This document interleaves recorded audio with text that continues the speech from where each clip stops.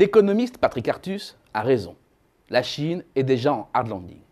La bonne question est donc de savoir si l'on peut envisager un redressement et à quel horizon. On le sait, le compteur truqué du PIB officiel chinois indique toujours 7% quand la vitesse réelle est plus proche de 2.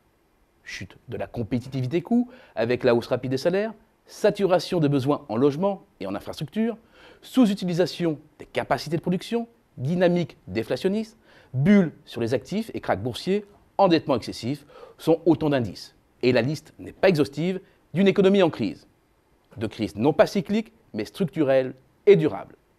Il faut revenir à l'ADN même du modèle qui a fait la croissance de la Chine ces dernières années, pour prendre la mesure du problème. Le modèle chinois, c'est quoi? Ou plutôt, c'était quoi?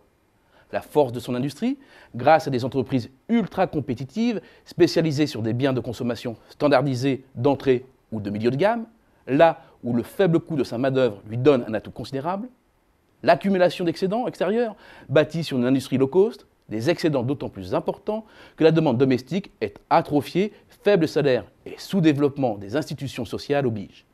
Or, que voit-on aujourd'hui? L'ultra-compétitivité de la Chine a disparu en raison de la flambée des salaires.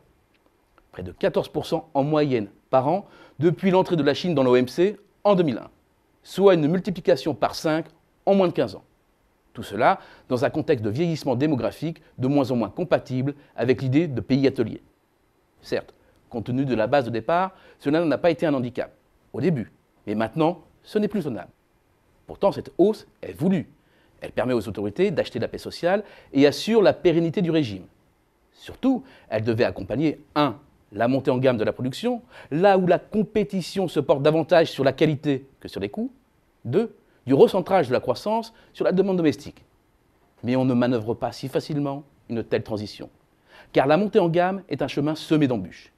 Il est facile d'imiter une technologie déjà existante, mais c'est autre chose d'aller plus loin et surtout de passer au process industriel, comme le montre la multiplication des incidents.